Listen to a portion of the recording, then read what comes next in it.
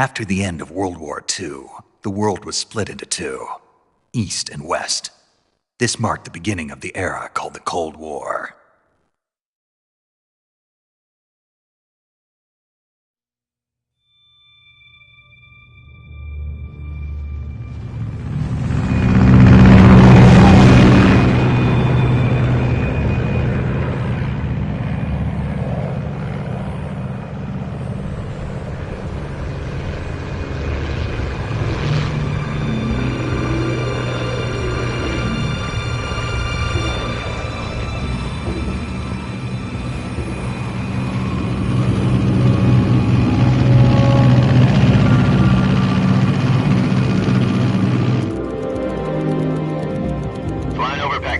Altitude 30,000 feet.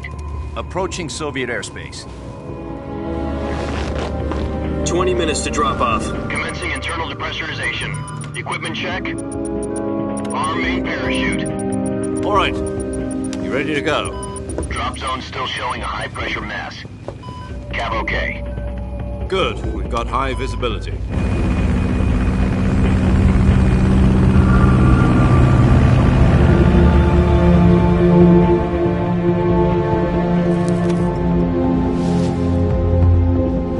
Put out that cigar. Connecting oxygen hose to interior connector. Put on your mask.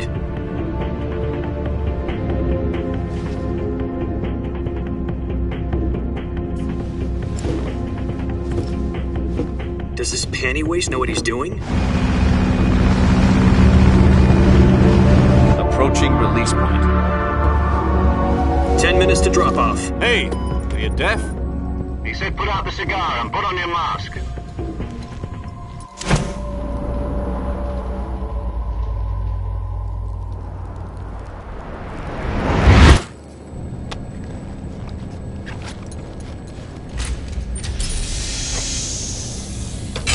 Depressurization complete. Checking oxygen supply. 6 minutes to drop off. Opening rear hatch.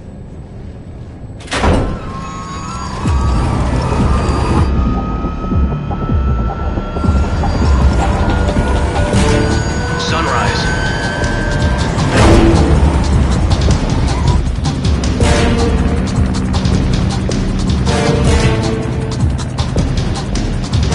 External temperature minus 46 degrees Celsius. 2 minutes to drop off. Stand up. You'll be falling at 130 miles per hour. Try not to get frostbite from the wind chill. 1 minute to drop off. Move to the rear. Activate bailout model. This is one for the history books. The world's first halo jump. 10 seconds to drop off. Stand by. Status okay. All green. Prepare for drop-off. Countdown. 5, 4, 3, 2, 1. Spread your wings And fly. God be with you.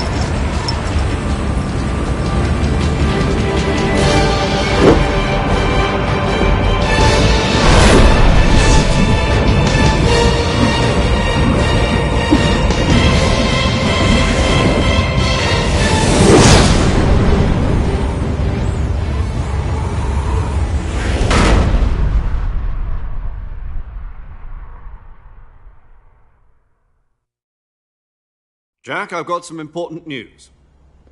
The head of the CIA has finally given us the green light for the Virtuous mission. Virtual mission? No, the Virtuous mission. The future of our Fox unit depends on it. If it succeeds, we'll be officially organized into a unit. Virtuous mission? Sounds like some kind of initiation ritual. You know, don't get cocky. This isn't a training op. Right. So what exactly is this wonderful mission? Well, about 2 years ago, a certain Soviet scientist requested asylum in the West through one of our moles. His name is Nikolai Stepanovich Sokolov. He's head of the OKB-754 Design Bureau, one of the Soviets' top-secret weapon research facilities, and the East's foremost expert on weapons development. Sokolov? Isn't he that famous rocket scientist? The very same. On April the 12th, 1961, the Soviets achieved the first manned spaceflight in history. The Earth was blue, but there was no God. Well spoken. The rocket that carried Yuri Gagarin to orbit was the A-1, known as the Vostok rocket. Sokolov is said to be the man most responsible for the multi-engine cluster used in that rocket. After Gagarin's flight, Sokolov left rocket development to become the head of the newly established Design Bureau. From a lowly technician to head of a design bureau, that's quite a success story, so why do you want to defect? It seems he'd become afraid of his own creations. Afraid? Call it a crisis of conscience. And for that, he left his country and his family behind and went over the fence? Not exactly. One of his conditions was that his family was also to be taken safely to the west. We used a mole to get the family out first and succeeded in sneaking Sokolov over the Berlin Wall shortly afterwards. I was the one who conducted the operation. The security on the eastern side was still full of holes back then. Then what? We got Sokolov over in one piece, but the whole ordeal had left him exhausted, and we checked him into a hospital in West Berlin. It took him 2 weeks and more than 600 miles to get from the research facility in the Soviet Union to Berlin. He was in no condition to say anything coherent. And it was only a week later that we had something much bigger on our hands. The Cuban Missile Crisis. October the 16th, 1962, President Kennedy received word that the Soviets were in the process of deploying intermediate-range ballistic missiles in Cuba. The President demanded that the Soviets dismantle and remove the missiles. At the same time, he announced a naval blockade to prevent further missile shipments from reaching Cuba. But the Soviets didn't back down, instead placing their armed forces on secondary alert. Soviet transport ships carrying missiles continued on course towards Cuba. US and Soviet forces went on alert for an all-out nuclear war. Frantic negotiations were conducted through the UN's Emergency Security Council and unofficial channels to end the hair-trigger standoff. Finally, on October the 28th, the Soviet Union agreed to remove its missiles from Cuba, and so the world avoided a nuclear holocaust. But in order to get the Soviets to pull their missiles out, we had to make a deal. You mean the one where the US agreed to remove its IRBMs from Turkey? No. The Jupiter IRBMs deployed in Turkey were obsolete, and we were going to get rid of them anyway. They had no strategic value whatsoever to either the US or the Russians. The Turkey deal was a ruse, a cover story that was fed to the other intelligence agencies around the world. So what did the Russians really want? Sokolov. They wanted us to return Sokolov. You mean the Soviets pulled out of Cuba just to get their hands on Sokolov? That's right.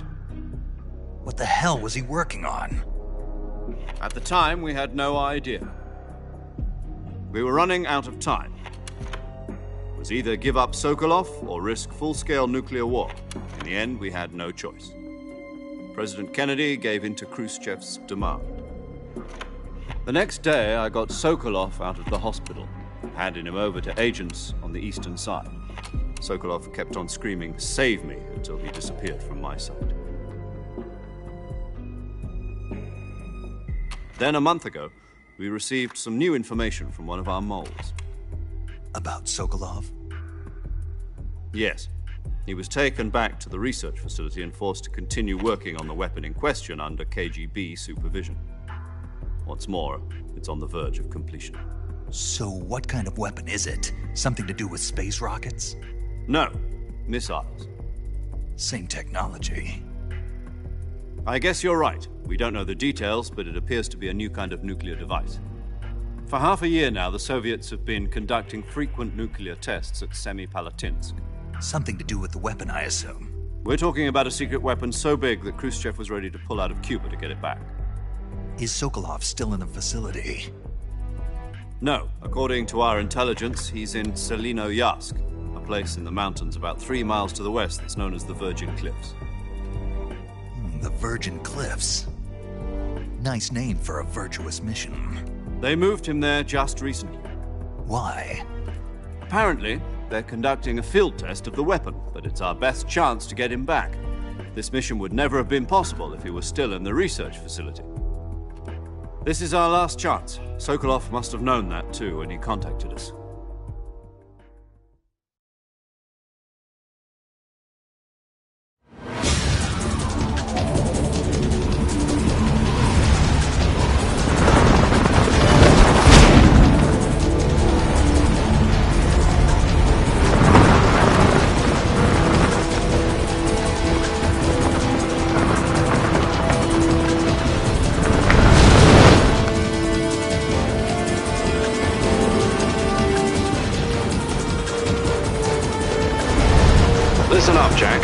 mission is to infiltrate Selino Yask in the Soviet mountains, ensure the safety of Sokolov, and bring him back to the West.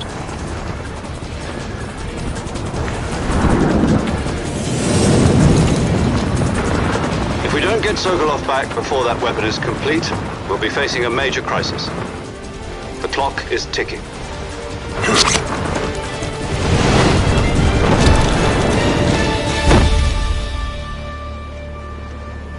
Once we've confirmed the rescue of Sokolov, stand by at the recovery point.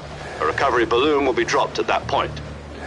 Helium will be pumped into the balloon to inflate it. The process takes about 20 minutes. Once it's complete, the gunship's arm will latch onto the balloon and pull it up. The Fulton surface-to-air recovery system. I'm familiar with the theory. Take it easy. It's been combat-proven. Do you think Sokolov is up to it? The shock will be less than during a parachute jump, and the arm can handle up to 500 pounds. So you're planning on going over the border in a single combat Talon? She's equipped with two 6-barrel 20mm Vulcan cannons, as well as two 40mm machine guns. Sounds like she could hold her own against a battalion of tanks. Even with the fuel in the reserve tank, we're facing a 4-hour time limit. If all goes well, it shouldn't take more than a few hours. Home in time for dinner.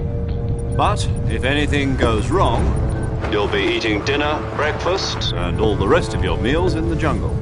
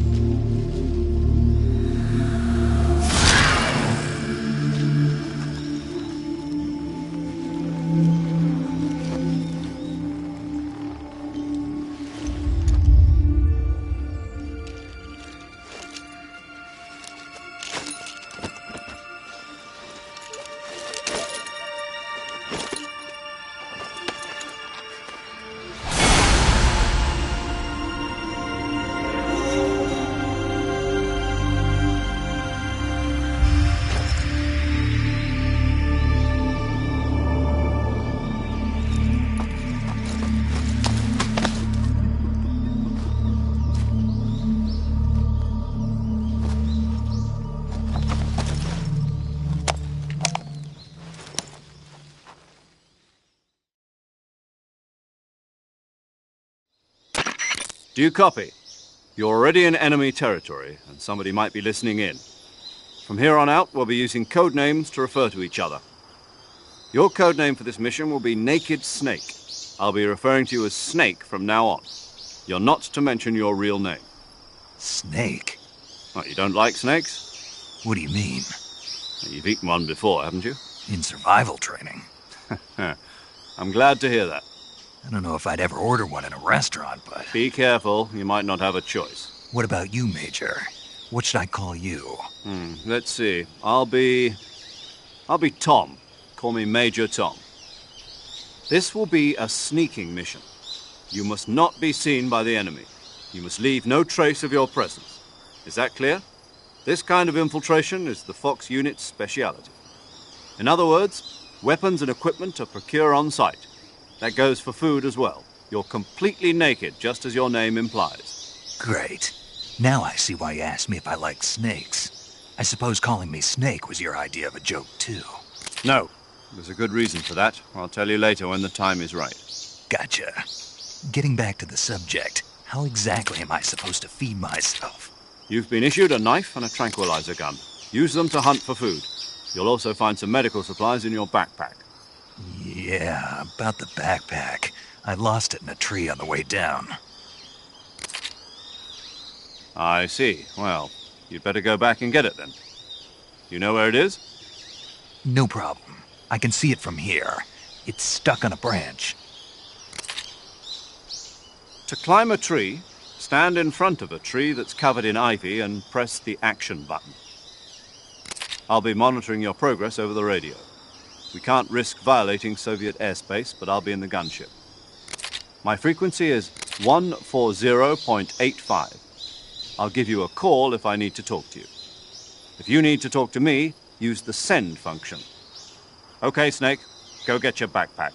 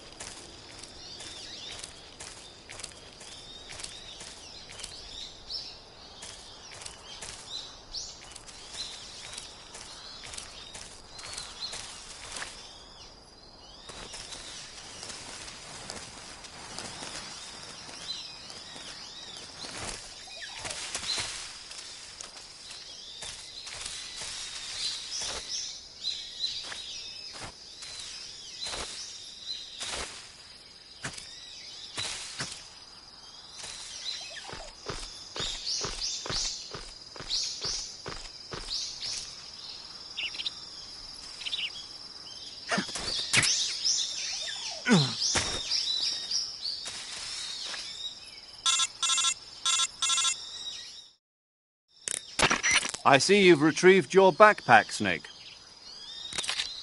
To equip a weapon, it's necessary to take it out of your backpack. In the survival viewer, choose Weapon from the backpack. Your available weapons will be displayed in a window in the upper left. From that list, choose the weapon you want to equip and press the Enter button. For other equipped items, just do the same thing from Item. Got it. Use the survival viewer backpack. Yep, that's right. Survival is fundamental to this mission. After you've been out in the field for a while, your stamina will start to drop. If your stamina gets too low, it'll affect your performance. You won't be able to shoot accurately, for example, and your wounds won't heal as smoothly. Keep an eye on your stamina so you don't run out. To recover lost stamina, you can hunt for local flora and fauna. You can use either your tranquilizer gun or your knife to hunt. My only weapon is a Mark 22 Hush Puppy tranquilizer gun? That's right. It's been fitted with its own suppressor. However, the suppressor will deteriorate every time you fire. Once its durability reaches 0, the noise suppression effect will be gone. So don't get too trigger-happy with it. The suppressor's durability is shown in the icon. Any weapons and equipment beyond what you're carrying now, you'll have to find as you go. I have to find my own weapons and equipment? Whose crazy idea was this anyway? Solo covert actions are standard Fox operating procedure. You can't leave any traces of your presence. No weapons, equipment, footprints, sweat, or bodily waste. The same goes for bullets and cartridges, too. Your presence in enemy territory is already a violation of international conventions of warfare. There aren't supposed to be any American soldiers in Russia. It could spark an international incident. You can't let anyone see you. You can't let the enemy know you're there. This is a stealth mission. You're a ghost, Snake, in every sense of the word. And there'll be no rescue if you're captured. The military and U.S. government will deny any involvement in the affair. Then I'll just have to take care of myself, huh? I'm afraid so. You've been given a fake death pill for that purpose. SIS guidelines stipulate that soldiers on covert ops like this one be issued a potassium cyanide capsule. Tape it to your body so you can take it when you need to. How generous of you. Use it if you're taken prisoner by the enemy. It'll send you into a state of false death for a short time. Fooling them into thinking that I'm really dead. So, how do I come back to life? Just take the revival pill. You mean that thing they put in my tooth before the mission? That's the one. But be careful. If you remain in a state of false death for too long, nothing will be able to bring you back. Remember that. I'll keep it in mind. You said this was a solo mission, right? Right. I guess that means I can't count on any reinforcements. Correct. The mission rests entirely in your hands. A real one-man army. Relax. There's a support team ready to back you up over the radio. Who? I'll introduce them to you. This time, survival is of utmost importance. The first member of the support team will be in charge of monitoring your physical condition, acting as a medic, so to speak, as well as recording your mission data. She's a member of Fox as well, and she's here on the gunship with me. She? Hello, Snake. I'm paramedic. Nice to meet you. Paramedic. As in a medic who comes in by parachute. Aren't you going to tell me your real name? Are you going to tell me yours, Mr. Snake? My name, huh? It's John Doe. And they call you Jack for short. You're a regular Captain Nemo. A name means nothing on the battlefield. After a week, no one has a name. What's your name? Jane Doe. Very funny. I wasn't joking, but I'll tell you my name only if you manage to make it back alive. My frequency is 145.73. She's also in charge of recording your mission data. Whenever you want to save, send a message over the reserved save frequency, 140.96. So saving lets me record my mission data. That's right. It also records the state of your health. Good to know. There's one more person I want to introduce you to, Snake. Huh? Speaking of snakes, you remember the boss, don't you? A legendary soldier and your mentor. Actually, it was the boss that got the DCI's authorization in the first place. She's going to be serving as Fox's mission advisor. The boss is? She also helped me plan this mission. She and I were at SAS together. Jack, is that you? How many years has it been? Boss? That's right. It's me. Talk to me. Let me hear your voice. It's been 5 years, 72 days, and 18 hours. You've lost weight. You can tell just by the sound of my voice. Of course I can. I know all about you. Really? Well, I don't know anything about you. What's that supposed to mean? Why'd you disappear on me all of a sudden? I was on a top-secret mission. You didn't need me anymore. But there were still so many things I wanted you to teach me. No, I taught you everything you needed to know about fighting techniques. I taught you all I could. The rest you needed to learn on your own. Techniques, sure. But what about how to think like a soldier? How to think like a soldier? I can't teach you that. A soldier needs to be strong in spirit, body, and technique. And the only thing you can learn from someone else is technique. In fact, technique doesn't even matter. What's most important is spirit. Spirit and body are like two sides of a single coin. They're the same thing. I can't teach you how to think. You'll just have to figure it out for yourself. Listen to me, Jack. Just because soldiers are on the same side right now doesn't mean they always will be. Having personal feelings about your comrades is one of the worst sins you can commit. Politics determine who you face on the battlefield. And politics are a living thing. They change along with the times. Yesterday's good might be tomorrow's evil. Is that why you abandoned me? No, it had nothing to do with you. I already told you, Jack. I was on a top-secret mission. A soldier has to follow whatever orders he's given. It's not his place to question why. But you're looking for a reason to fight. You're a natural-born fighter, but you're not quite a soldier. A soldier is a political tool, nothing more. That's doubly true if he's a career soldier. Right and wrong have no place in his mission. He has no enemies and no friends. Only the mission. You follow the orders you're given. That's what being a soldier is. I do whatever I have to get the job done. I don't think about politics. That's not the same thing. Sooner or later, your conscience is going to bother you. In the end, you have to choose whether you're going to live as a soldier or just another man with a gun. There's a saying in the Orient, loyalty to the end. Do you know what it means? Being patriotic. It means devoting yourself to your country. I follow the president and the top brass. I'm ready to die for them if necessary. The president and the top brass won't be there forever. Once their terms are up, others will take their place. I follow the will of the leader, no matter who's in charge.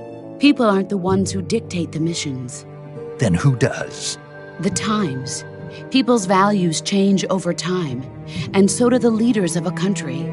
So there's no such thing as an enemy in absolute terms. The enemies we fight are only enemies in relative terms, constantly changing with the times. As long as we have loyalty to the end, there's no point in believing in anything, even in those we love. And that's the way a soldier's supposed to think? The only thing we can believe in with absolute certainty is the mission, Jack. All right, but do me a favor. What is it? Call me Snake. Snake. Oh, right. Your codename is Snake. It suits you well. That's right. The legendary unit that the boss put together during World War II was a snake. The Cobra unit, a group of heroes that brought the war to an end and saved the world. As long as you've got a legendary hero backing you up, you'll be fine. Isn't that right, Snake? Yeah, I can't think of anyone else I'd rather have with me. Oh, and one more thing, boss. Yes? It's good to hear your voice again. Same here. After all, who knows if either of us will make it out alive? Snake, you are always best at urban warfare and infiltrating buildings. But this is the jungle. Survival is going to be key. Those CQC techniques I taught you are sure to come in handy. CQC? Close quarters combat, huh? I've been in the Green Berets for the past few years. I'm probably pretty rusty. Not to worry. I'll be here to help you remember. After all, this is your first actual survival mission. I'll be supporting you over the radio. Where are you, boss? Next to the Major? The boss is communicating with us by radio from aboard a Permit-class submarine in the Arctic Ocean. My frequency is 141.80. Call me if you need my advice on battle techniques. Gotcha. Your mission is to retrieve Dr. Sokolov. Dr. Sokolov is being held in an abandoned factory located to the north of your current position. Avoid heavy combat and don't let anyone see you. Don't forget that this is a stealth mission.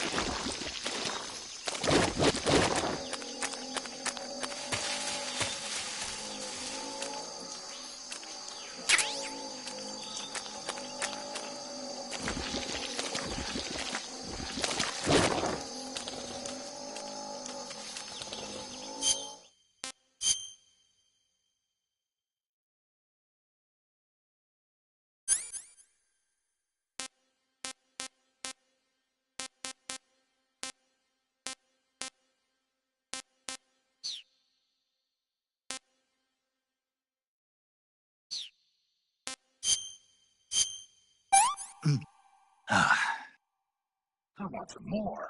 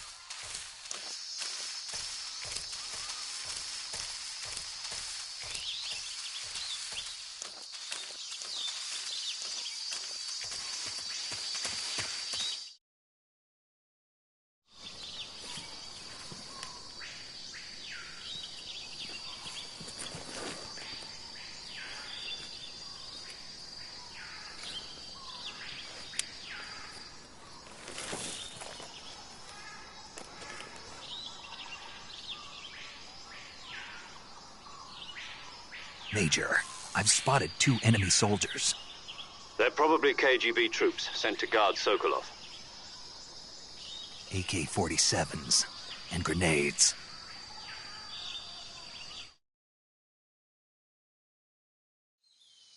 Snake, your presence in Soviet territory is already a violation of international law. We can't let the Kremlin find out that the CIA and the American government are involved. Contact with the enemy is strictly prohibited. Don't engage them in battle either. This is a stealth mission. Got that? The Major is right. The point of this mission is to sneak through the jungle without being seen. The success of the mission depends on how well you use your camouflage.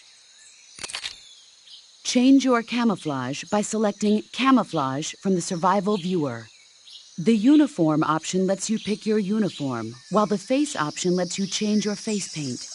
Choosing camouflage that blends in with your surroundings will help you conceal yourself more effectively. Also, don't forget that anything that moves will stand out in the jungle. If you just stand up and run around like an idiot, you're bound to be spotted. But if you crawl instead, you should be able to sneak by without being noticed. You can see how effective your camouflage is by looking at the Camo Index. The Camo Index shows how well your current camouflage blends in with the surrounding area. The higher the value, the harder you are to spot, and vice versa. The key is to make yourself one with nature. Keep that in mind as you go along, okay?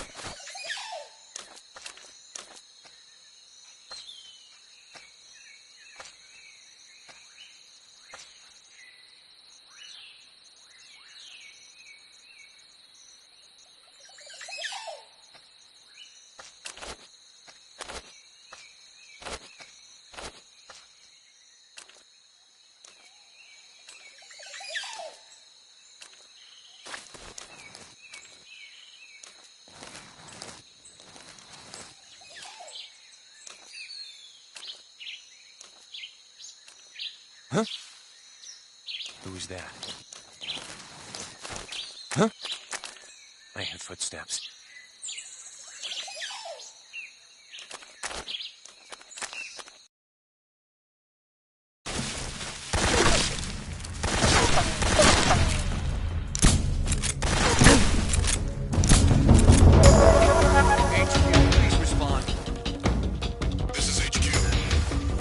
Patrol here.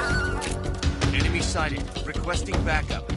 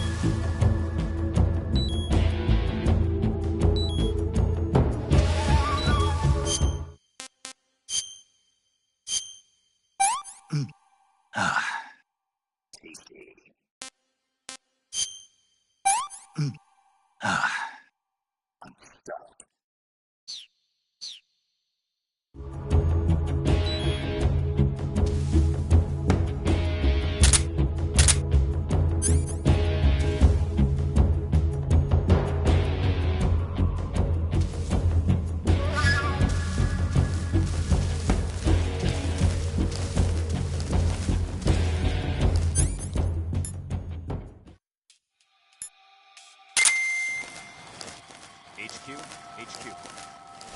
This is HQ. Patrol here. We've lost sight of the intruder, going into high alert.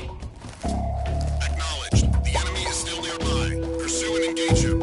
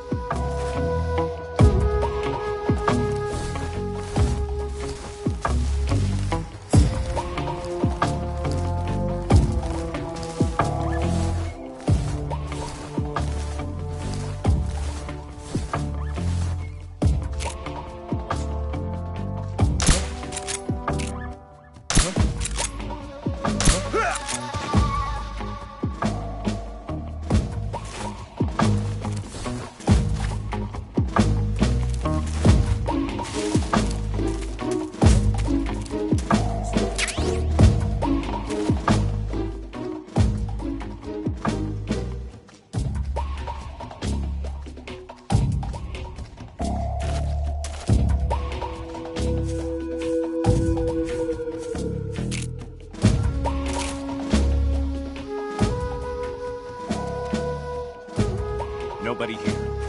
What's wrong?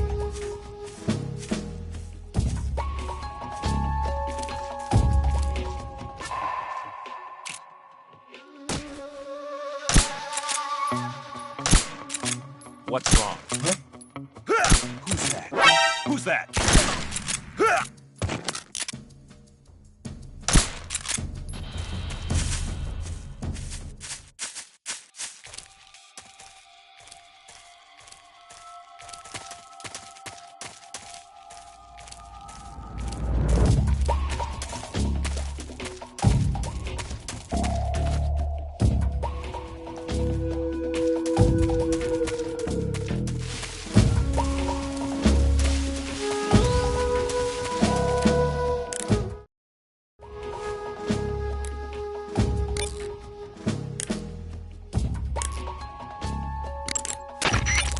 Camouflage is an indispensable tool when you're sneaking through the jungle.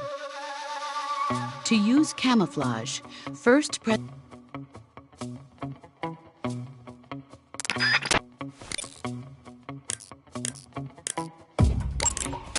Saving the game, Snake?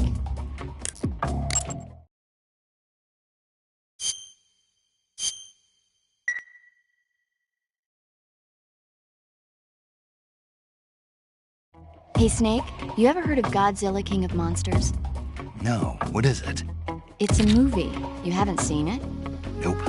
It's about this monster called Godzilla who grows to an enormous size in a nuclear test and goes on a rampage in Tokyo. Nuclear test, huh? Then the Marshall Islands must be crawling with giant monsters right about now. It's just make-believe. Maybe that's why my pants have been so tight lately. Snake, it's a movie, not a report out of Los Alamos. I know. So then what happened? Godzilla is immune to all weapons, and humanity has no way to stop the monster. Dr. Shirazawa develops a new type of weapon, but meanwhile, Godzilla is getting closer and closer to Tokyo, obliterating everything in its path. It was originally a Japanese movie, but they made an American version, too. I recommend seeing the original Japanese one if you ever get the chance. It's mostly mindless fun, but it's also got a serious anti-nuke message as well. Where can I see the original? You'll just have to go to Japan. Really? That's too bad.